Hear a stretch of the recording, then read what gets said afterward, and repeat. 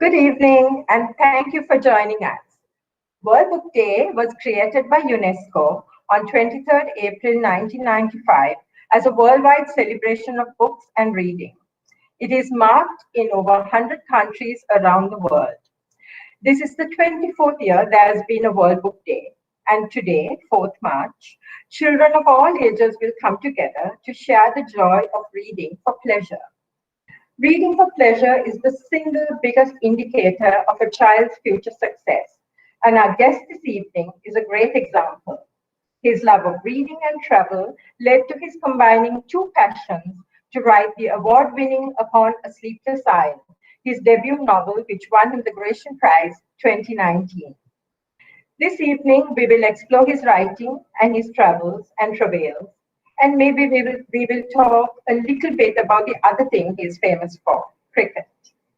As always, I'm sure you will have questions and comments, so please include them in the chat and we will take them up as we go along. Fidel, welcome to this session hosted by the British Council Library, and thank you for agreeing to so generously share your time and your experiences. So welcome, Fidel. Hi, Hi. Hi, Mrinal. It's so nice to be here. Thank you so much for having me. Thank you.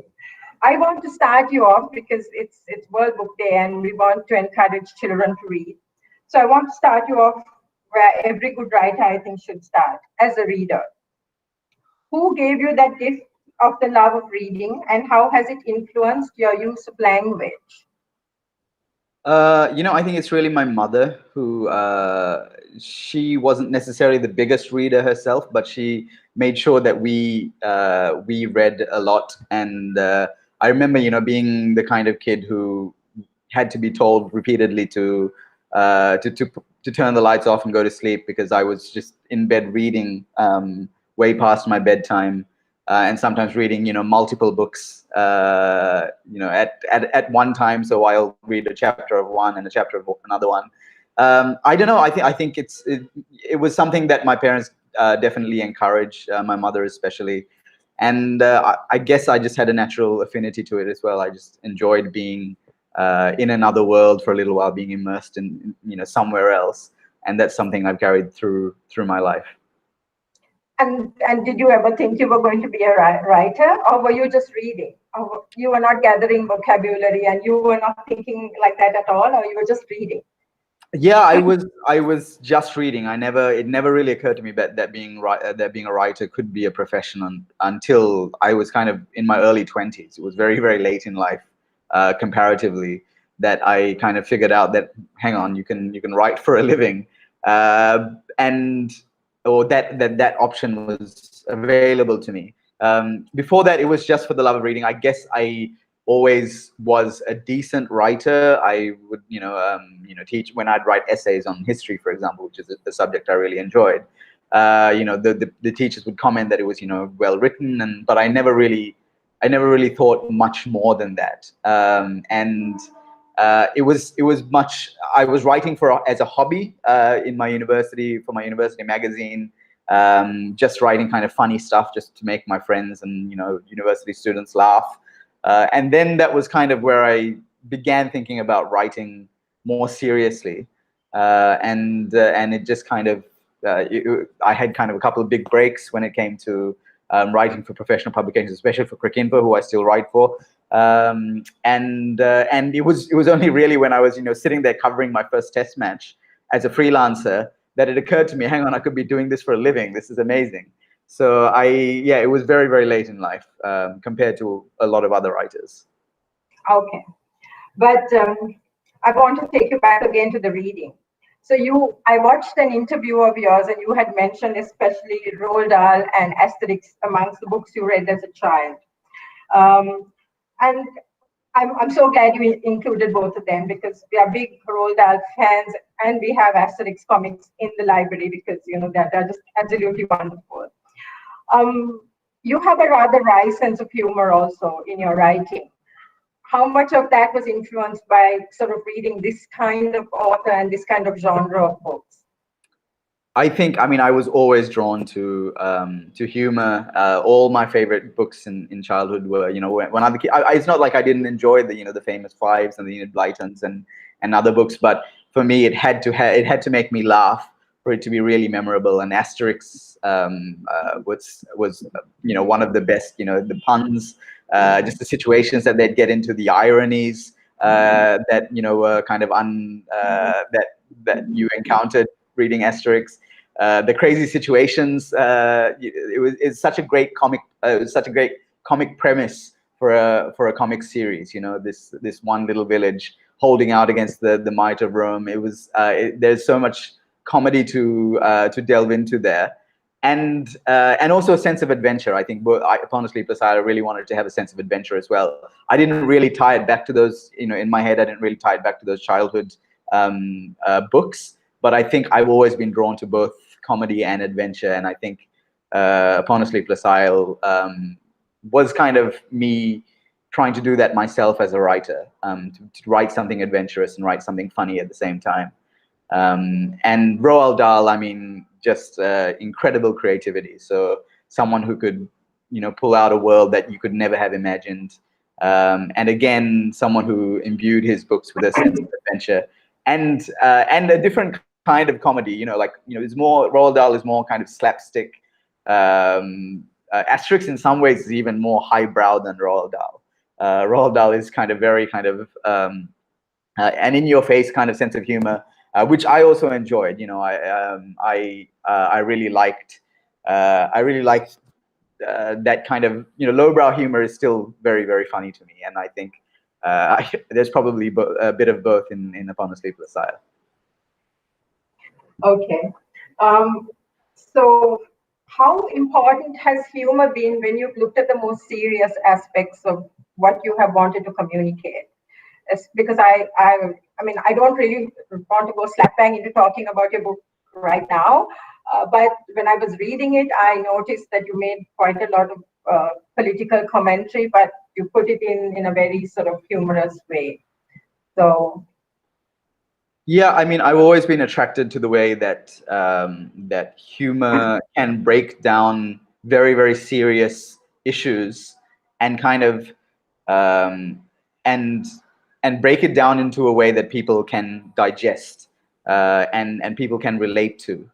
And that's, we're in a country with amazing cartoonists, for example. I think some of our cartoonists are world-class cartoonists, and they take very serious, sometimes very grave topics that aren't necessarily very easily given to, laughing about. And they, in just one frame, break it down and give you a perspective, give you a political perspective that at once makes you laugh, at another one, in another sense, kind of edifies you as a partaker of politics, and also makes sometimes very scathing and very cutting points, and I've always been attracted to that blend of kind of political comedy. I think Sri Lanka is a great place to do that. Even our great Baila musicians are incredible political commentators in some ways. They make people laugh, and they also say something very serious about the state of the nation they live in, and that's something I guess I've always tried to develop. Even in my cricket writing, I try and be funny and serious at the same time. And in some ways, it also protects you, I think, when you're making political statements and everyone is laughing kind of with you. You make the audience laugh. Sorry if there's a train going past, if you can hear that. But if you can make somebody laugh, then and you're kind of making a scathing political point, but you're also making your audience laugh, it makes it very difficult, I think, for the subject of your humor or the point that you're making to then kind of come back at you, because it kind of deflates the power that they have in a way that nothing else does, I think, which is why I think humor and comedy and satire is really important as part of our political discourse. Yeah, but you're looking at it maybe because you see things from a more political perspective. But I mean, you can use it in other areas of your life as well. Some very painful things, I suppose, you can if you put in a little humor, it gives you another perspective. So, but I think politics is something close to your heart. But yeah, no, I think that's absolutely true. And I think one thing I realized during my travels is the way in which Sri Lankans use humor to kind of overcome trauma or difficult things in their lives, because you can make a joke about something that's difficult for you. But that's true in most countries, Fidel, don't you think? I mean, I think that's true in most countries and in I most think you're states. I think you're right. I think I'm not gonna kind of qualify that, but I think I've definitely encountered that in huge amounts during the course of the travels in Sri Lanka, where people were constantly making kind of sometimes very dark jokes and very self-deprecating kind of dark jokes, and it was just a way kind of to see a problem and to see it as something that once you make a joke out of it, you see it as something that can be surmounted, that can be overcome. Because the humor kind of has a way of kind of whittling problems down into a manageable size. So I completely agree with you. It doesn't have to always be used in terms of politics. Okay.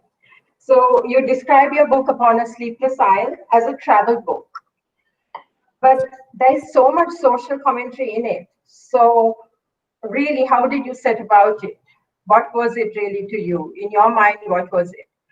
Was it a travel book or was it a social commentary? Or like, because I found a lot else in it apart from your travels. A lot. What? Sorry, I didn't catch the last I part. found a lot else in it. Yeah. You met all these other interesting people, and you talked about. I want to talk a little bit about them as well. So it was more than a travel book, really. Yeah. I think that was just a natural kind of outcome of the kind of writer and the kind of person I am, I guess. What was really important to me early on in the writing process and early on in the traveling process is to work out, okay, I kind of set out on the travels without much of a plan. It was kind of a completely exploratory exercise. I didn't plan out where I was going to go. I had no, my first destination was the Min area elephant gathering because it was happening at the time.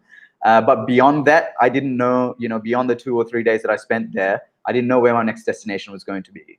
So I was kind of flying by the seat of my pants for the whole thing, but then guided by this impulse, this kind of journalistic impulse, which I kind of developed over several years of working as a journalist, to follow the story and to find and to dig out the stories in each place. And to work out, when might be a good time to visit somewhere to figure out, a particular story that I could explore. And that was just a natural thing. I didn't set out with a plan to do social commentary. It was just that when I was in these places and I was observing these things, it was almost inevitable, just the way I view the world, the way I break it down in my head, that social commentary would just naturally become part of it. Even in my cricket writing, I'm kind of a little bit unusual in that I don't necessarily just write about the cricket. And in fact, I often don't write. I write about the cricket very obliquely. I write about what the cricket means to us, what it says about us as cricket fans. Yeah, you had said something very, very interesting about that, really. I don't about how you write about cricket, about sport, because you had said that there's nothing really in the sport itself, but it's what you say about the people who are involved in it and the places that it's played in. I think you had said something, and that was I thought very interesting that you would look at it like that. Yeah, I mean, it's although it's a national obsession for us, and it's a national obsession in large parts of South Asia, and sports, all around the world. But you break it down, there's nothing of inherent value to anyone other than the people playing it, right? It's just 22 men or women playing a bat and ball game, and so the value that we attach to it it comes from us. It comes to us as a people, and it says so much about nationalism. It says so much about patriotism. It says so much about what it is in us that brings us, that packs out a cricket ground, makes millions of us. I was up at 2:30 a.m. watching a cricket match this morning, 3 o'clock in the morning. I mean, there's no reason to do that unless there is something, deep, and a deep emotional connection inside you. And that is the kind of cricket writing I always want to do, and why it was so easy to make that transition, or slightly easier to make that transition from being a cricket writer and writing about cricket to writing a book like Upon a Sleepless Isle, because I felt like I was already writing about Sri Lanka, but through the lens of cricket. Whereas with Upon a Sleepless Isle, I needed to write about Sri Lanka more directly and use different lenses, historian's lens, a traveler's lens, a kind of social commentator's lens, or a satirist's lens. I definitely extended myself, but it wasn't as much of a leap as it might have been if I had just been kind of a cricket writer who writes just about what's played on the field. Okay, because but the discipline is different. I mean, a book and an article, right, Fidel? I mean, when you write an article, I'm sure the editor gives you a page size or a word limit or something. So I'm curious how you sort of stopped book where you stopped the book. Yeah, I think the difference in disciplines, you're right. I mean, journalism, though, has all sorts of, the website that I write for Cricinfo has everything from ball-by-ball commentary, which is what I was doing this morning, where you're writing, about every single delivery, to 8,000, 9,000 word long-form pieces. So everything in between that spectrum is something that I've done, I had done before I wrote Upon a Sleepless Isle.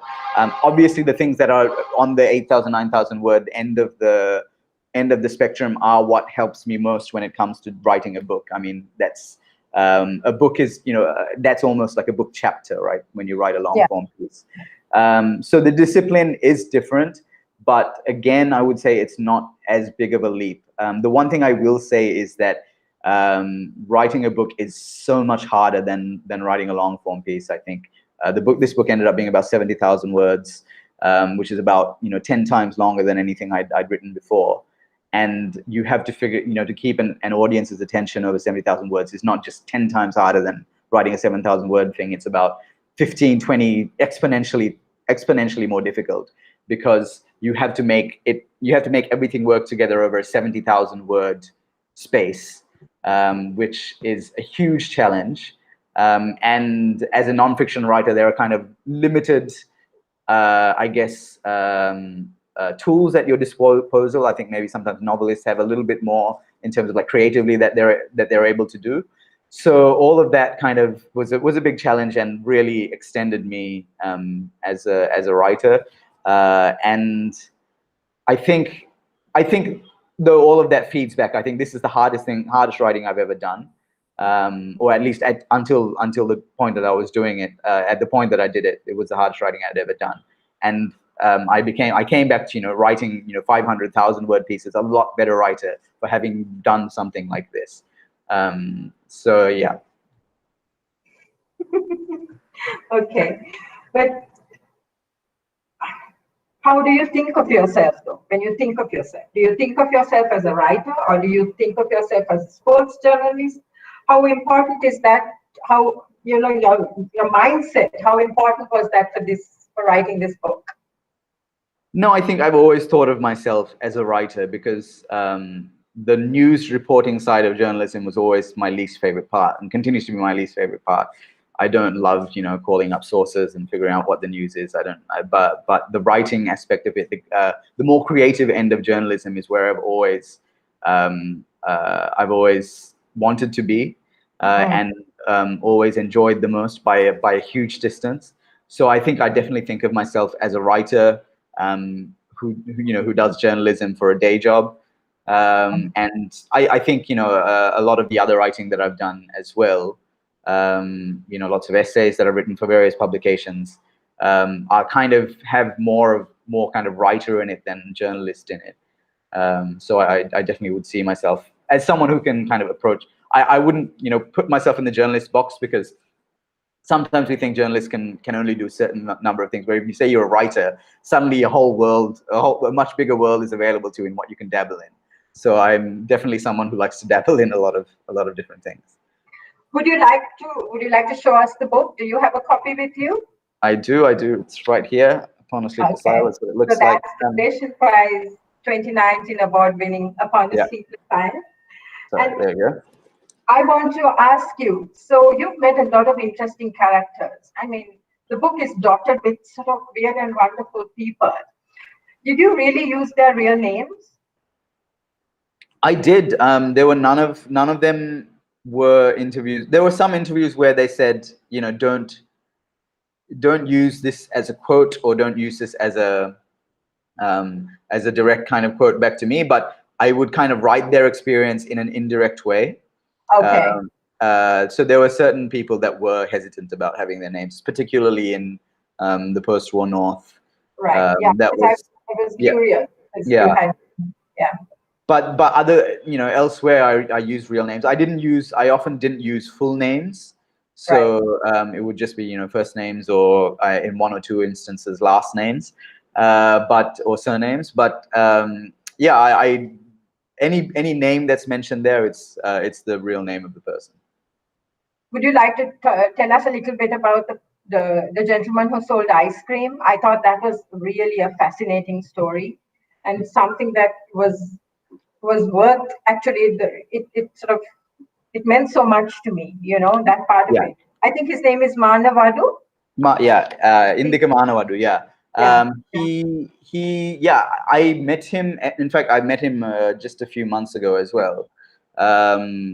He is someone that so I was hanging out with the scientist there, this primatologist in Polonnaruwa, who was doing primatology study, and he said, there's this guy here who's come up with this incredible archaeological theory about Polonnaruwa, and how the Samudra is actually 3 times bigger than what was previously believed.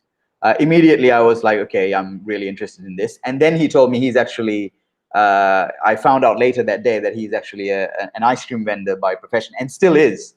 By the way, he still drives an ice cream truck. One of those little Yeah, tuk-tuk. those converted 3-wheelers, converted trishaws. That's what he drives.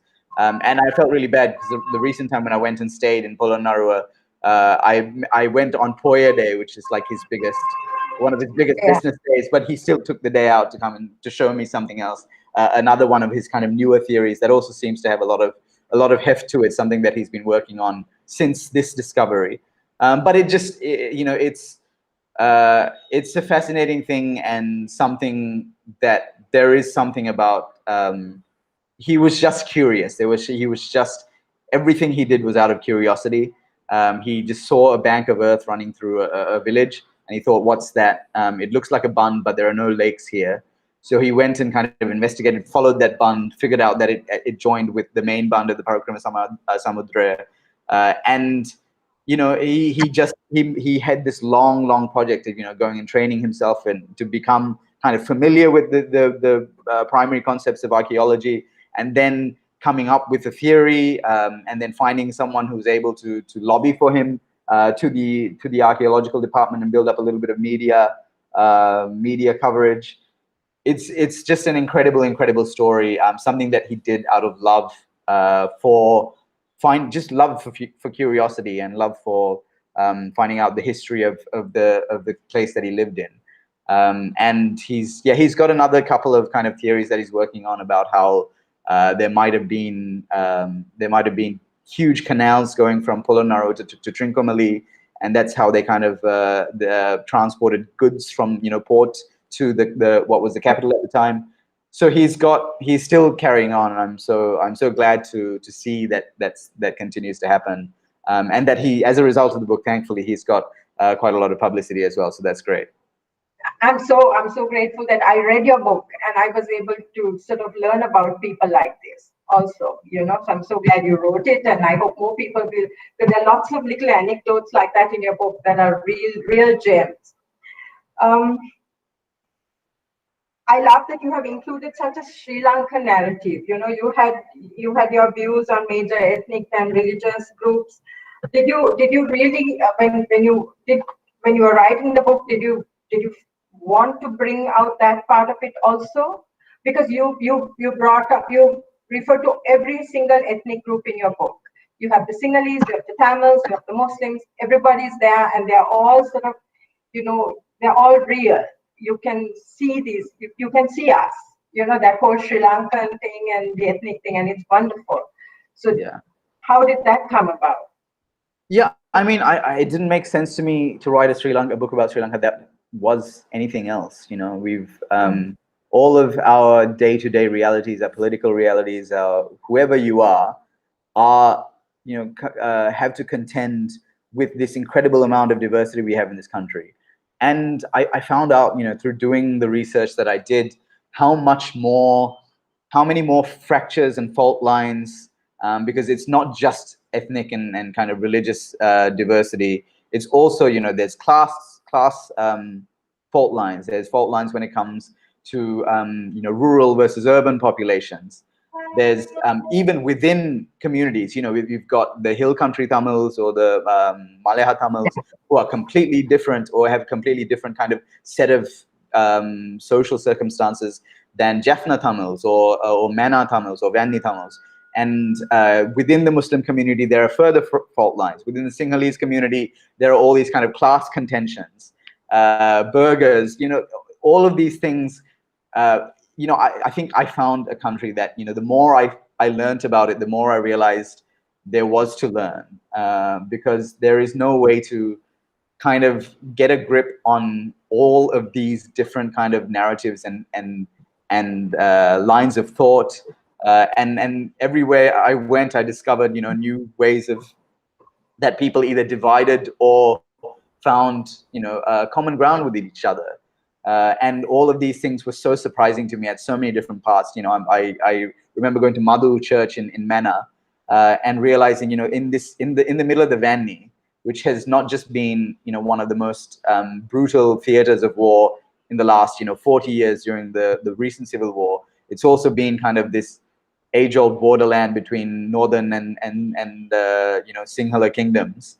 I won't say Tamil and Sinhala because that's kind of, even that is too simplistic a term, because sometimes the monarchs in Polonnaruwa or Anuradhapura were kind of very Tamil influenced.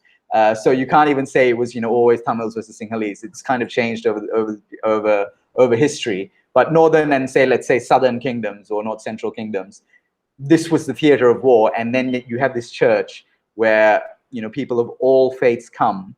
And it's not a church that I knew a lot about before this travel, but there's this place of kind of reprieve from all of that and concord, and these kinds of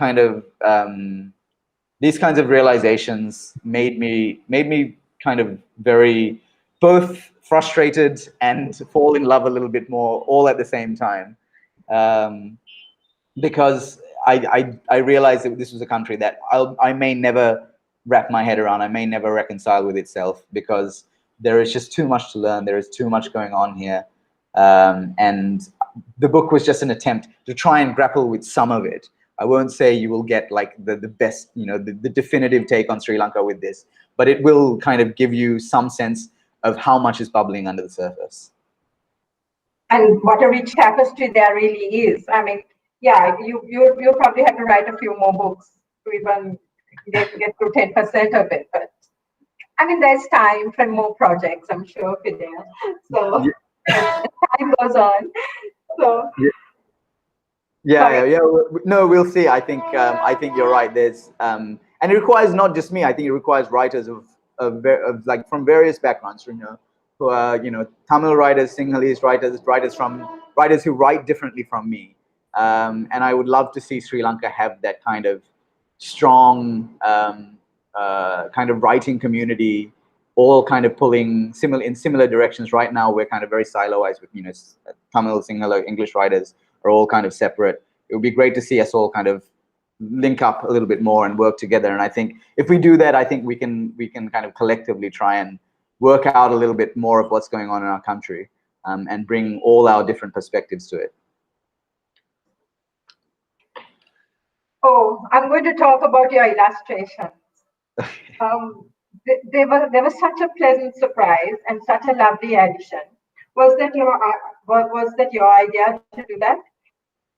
It was something that I think both the publisher and my agent Shruti suggested, and as soon as they suggested, I was very, very, very, very happy to do that. I didn't even know it was an option, because I thought, if you're printing black and white, the stock, the stock has to be a certain way, and so as soon as they suggested it, I immediately jumped on board.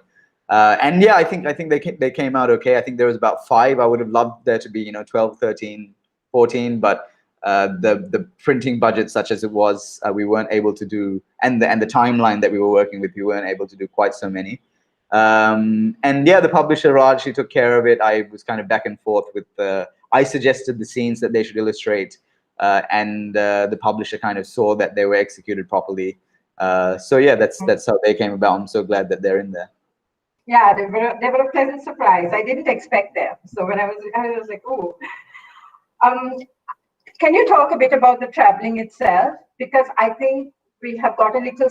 I mean, I remember growing up, there weren't a lot of posh hotels, so our parents took us to some very dodgy places where they said there are bungalows, and then we went to these places and there was hardly a functioning toilet. But we had some of the best holidays ever. I mean, I don't know what we ate or what we did, but there's so many wonderful memories. But now we are spoiled. So you've done a very different kind of traveling. You've really gone sort of very, very low budget, shall I say?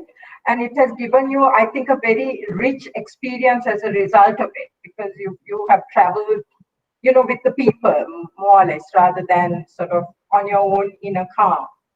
So Yeah. can you talk a little bit about that and why you chose that kind of travel? Yeah, I mean, I've never, I've always traveled in, ever since we were young, we used to travel in trains, buses, trishaws, whatever often whatever the cheapest mode of transport was. So I was anyway used to traveling on those, on public transport. And I was very familiar with the system, how to get a bus, who to ask, what to do. I, very rarely, apart from late at night when, occasionally the buses don't come or the trains don't come, I very rarely kind of ran into problems on that front. And I also know, I'd traveled in buses enough to not be kind of too, and I'll check myself here and I'll say, I'm, as a man, there are so few things that I have to think about. As a Sinhala speaking man, there are even fewer things that I have to think about. So I'm able to do this kind of travel, and it's not accessible to everyone. So I'm very, very aware of that. But it was very, very natural for me to do it that way, and it would have made no sense to do it in a car. I mean, I remember suggesting to a friend to come with me on part of the travel, and they said, I don't really want to do it in a car, and I said, well, I don't want to do it without a car. And I, said, there's just no point not, doing it, being kind of ensconced in this kind of AC bubble, and not being able to experience everything, from the heat to the noise to the conversations that you hear in a bus. I mean, tuk-tuk drivers who sort of keel over and sort of nearly kill you. Yeah. I also possibly wouldn't have had that experience, but there are so many things you pick up from hearing conversations on public transport. Just about what kind of people are riding it. You can't read too much into it because it's just a conversation between two people. But if it's a funny conversation, you can relay it in the book, and I've done that many, many times. From the lady who was kind of attacking me for at the time, my wife and I's childlessness, to two drunk people in the hill country having a very, very strong political conversation. About there were two kind of older very drunk men having a very pointed political conversation. One was saying one thing and the other one was agreeing with him, except they weren't really realizing that they were talking about opposing political parties, and they were complaining about the same things, but accusing opposing political parties of being guilty of those things. So really, they were too drunk to realize that. And so these kinds of experience, I mean, there's no matching that. I mean, you can go in a car and you'll never have something like that. And also, staying in kind of the low budget guest houses, you also run into people, guest house owners, whatever. It's a less practiced form of kind of hospitality. It's kind of much more raw and honest, and it's less drilled. And so you discover that it's kind of more given to honesty. It's more given to genuine interactions with people, and also it was cheap. I was traveling for 8 weeks. I'm not going to stay at going to stay at John Keel's hotels for 8 weeks, or take Aiken Spence tours. Occasionally, when my wife came to visit, we'd book into a nicer place. But by and large, it was kind of like 1,000 rupees was my 1,000 rupees a night was my kind of I was average. fascinated. Yeah, even I haven't been able to find places like that. But you're right; it's very authentic, and especially I think another one of your pet loves is cooking and food. And this is actually a great thing because when you stay in these places, they kind of when they see you eating, they say, "Oh, we have this, and it's what we are eating. But have you tried it?" And then you get all these sort of you know, what we call sort of gummy cam kind of, village food kind of that you won't get like people like us growing up in Colombo. So it's such a treat there because I don't know Yeah, whether you had that. I ate very well. I ate Yeah. extremely well on this trip, and I kind of one of my regrets with the book is not putting more food in it. Yes. Yes. Yeah. There's not a lot in it, despite me being like I love cooking and I love eating even more. And there are so many dishes that I've since tried to recreate. Like this like a kunisto sambal that I had in the east somewhere, I think around Batiklo. This pol sambal that was kind of made with a little bit of greens, all these kinds of things that were so unusual that are kind of very specific to the place they're from. And there's not really, there might be, that might be kind of popular dish in those couple of villages and no one really else does it.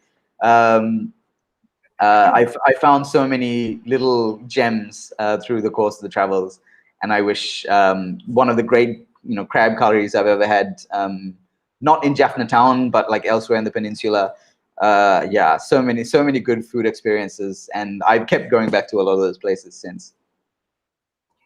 Any real highs and lows that you want to say about researching to write this book?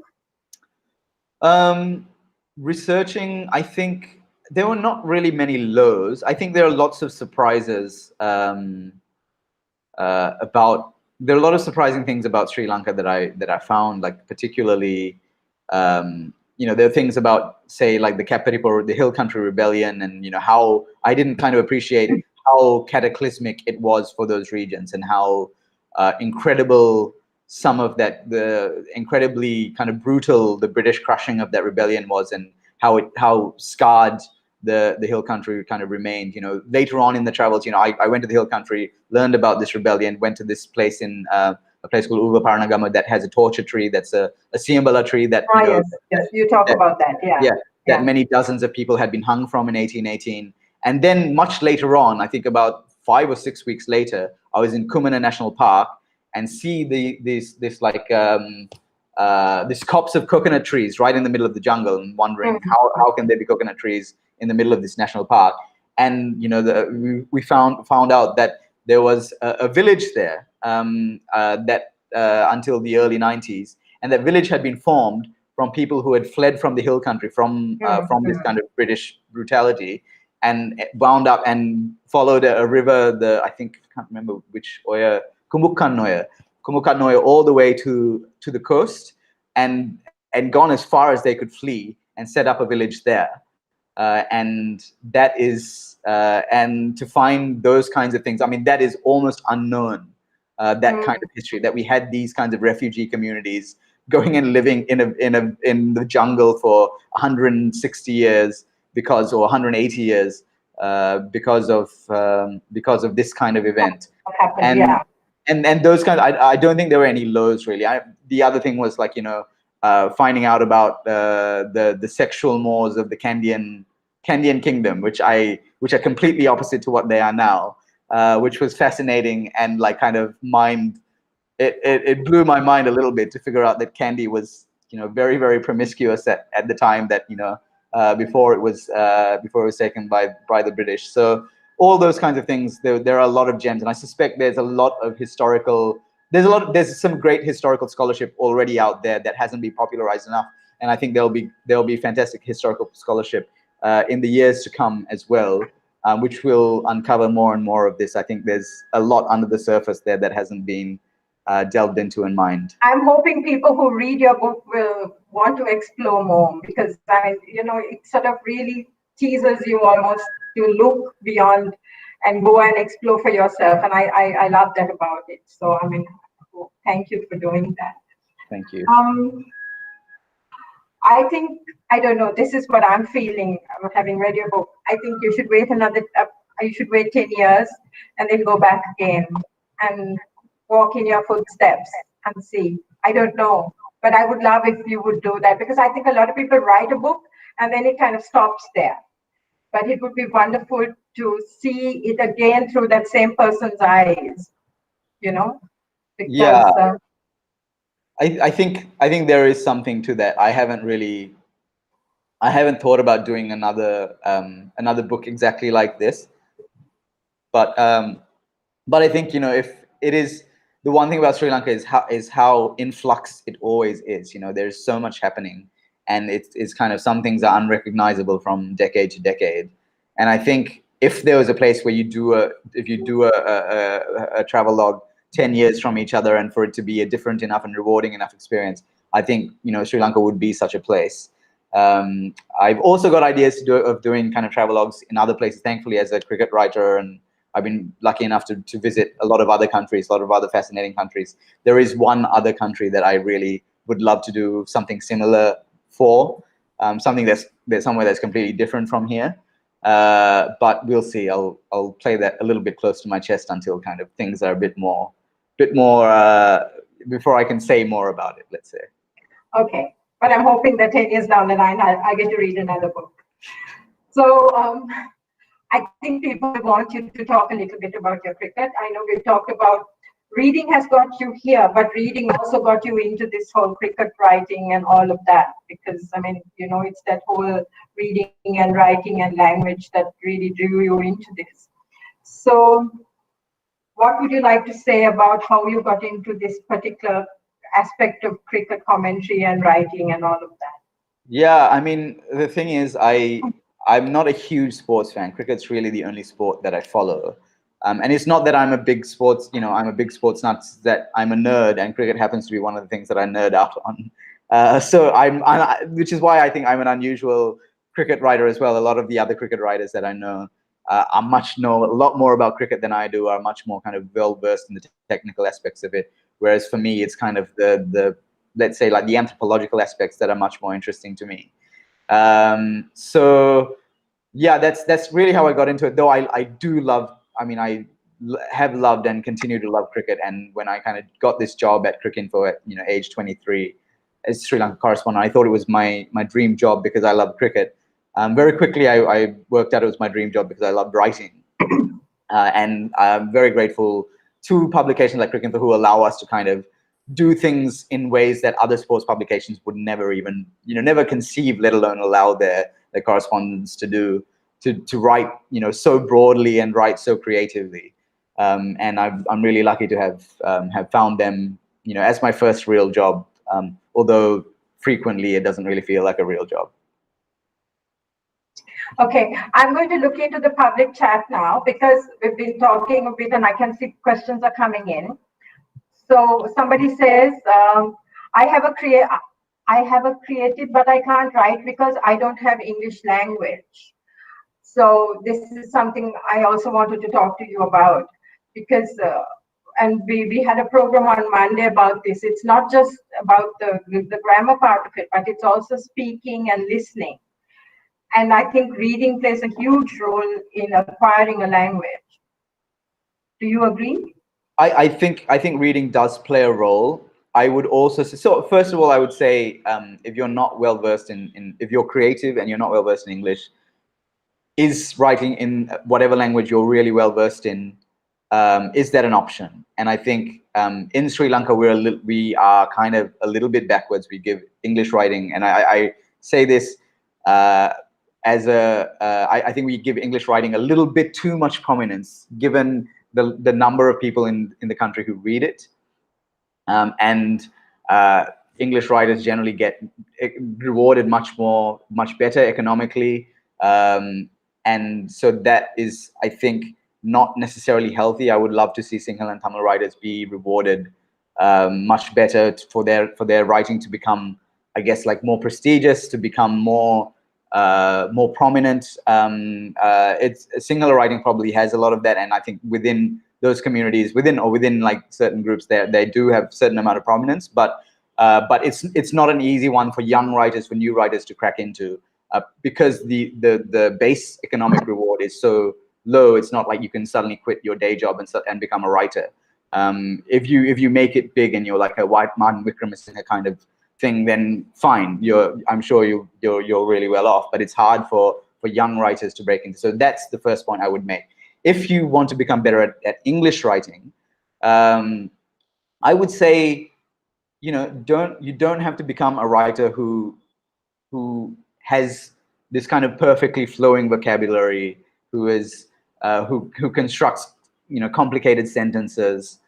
You can be someone who writes brief, direct, sharp sentences, but you do it in your own style, you have your own voice, and you do it in an effective way. Writing is a big tent. Writing should be for everybody.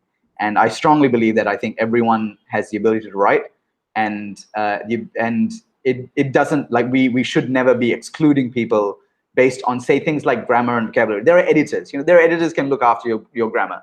It would help them out if your grammar was good. It would help them out if your vocabulary was good enough so that you're expressing everything that you say. But these are not insurmountable problems. So I would say, yes, read a lot, acquire as much English and good English grammar as possible, but write. Also, like, make sure, even if you think your writing's not very good, start a blog. It's really easy. Set up a blog, write it. You don't even have to share it with anyone. It's that kind of daily repetition, doing it, putting the hours in, working out how to do it better each day, how to write something that is more creative, more interesting, more direct, gets your point across better. Do all of those things each day. It's that practice that makes you a really good writer, while in addition to the reading. Okay, then somebody wants to know, do you have plans for a second book? Yes, he does. He's doing one in 10 years' time. No, but seriously, do you have plans for the second book? Somebody wants to know. Yeah, there's definitely one in the works. It's kind of very different from Upon a Sleepless Isle. It's also in its kind of early stages, so I think it'll be a little while. And now this year, there's also kind of couple of big writing projects that I'm working on that are not books. So it may be on the back burner for a little while, but I'm really hoping to get into it as soon as I can, as soon as it makes sense to. Books kind of take a long time. They're difficult to do. It's kind of like I've kind of maybe a little bit guilty of procrastinating on it because it's such a difficult kind of thing in my head. It's kind of like you're at the base of a mountain and you have to climb it, and it doesn't look appealing, especially when there are other things. But there are other writing projects as well. So we'll see. Yeah, I would hate to think that Upon a Sleepless Isle is the only book that I ever write. I'm certain I will make myself write another one, at least. How long did Upon a Sleepless Isle take? From start to finish, in terms of like actual work, I think I started researching it in mid-2016. Ended up doing the research and ended up doing the travel at the end of 2016. Wrote it mostly in 2017. I didn't really get the issue with first books is you don't really get time off work to do it. You have to do the hard work and write it on the sidelines of your regular day job. So writing of it took most of 2017. And then the publishing world also moves reasonably slow. The pitching process, the publishing process, the editing process, all of that took about another year. So it came out in mid 2019. So it was about 3 years from the start of the research to publication.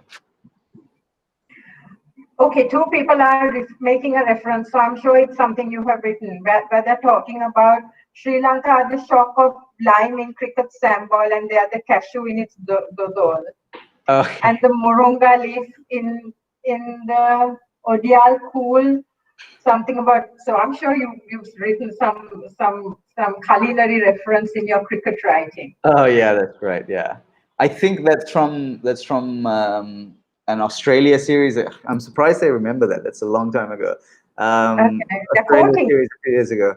Yeah, thank you so much for reading and for remembering that. Yeah, it was about Sri Lankan cricket, and it was like and Sri Lankan cricket being kind of a vital, not necessarily vital, but kind of one of the most flavoursome kind of ingredients in the kind of world cricket sphere.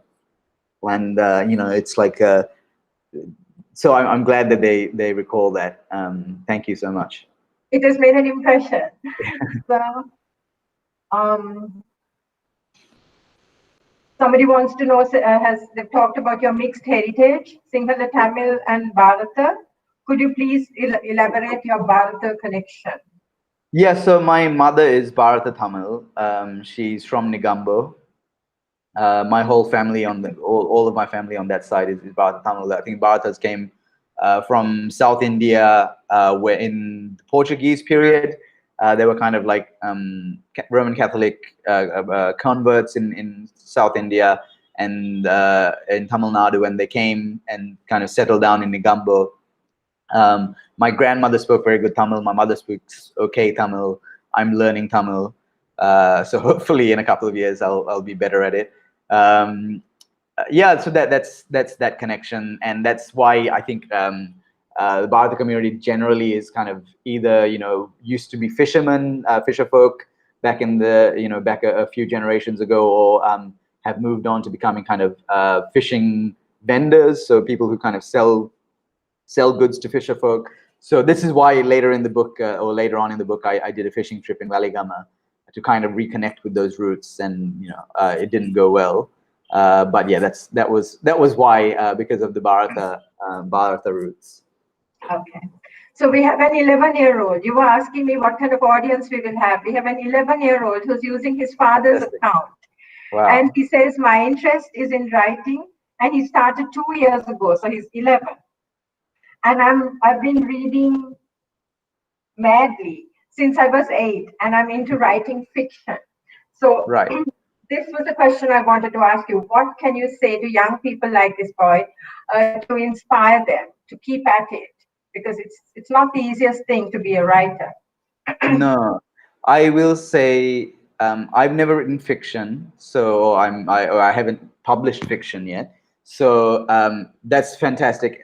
If you're reading madly, does the young man have a young lady have a name? He says he's been putting into writing all the ideas circulating through my mind. Okay. All right. Okay. I mean, that's a fantastic start. If you're reading madly since the age of 8, you're already on a good path. Continue to do that. Keep reading, and keep reading. Not just one. I would say not just the way I've done it is not to just read one genre, but to read really widely, and to read the best books of everything, so that you have ideas that kind of that you can connect together from whether you're reading adventure writing, or you're reading funny writing, or something that's more dramatic. Then all of these things can help enrich your own writing. So I'd say do that. And then the other thing is to get yourself into as many writing competitions as you can. Write as often as you can. Write as many stories as you can for your school, whatever schoolwork you have. And the other thing is make sure you know that sometimes people aren't going to like your writing. They're not always going to be huge fans of it, but it doesn't mean that it's not good. It doesn't mean that it can't become good. Sometimes you've written something and it's not very good, but it doesn't mean that with a little bit of work it can't become something really good. So continue to keep at it. Being rejected is part of your life as a writer. That every single writer I know has dealt with that. So just keep at it, and don't be disheartened by any setbacks. Everybody has setbacks. Maybe you're a genius and you'll never have setbacks.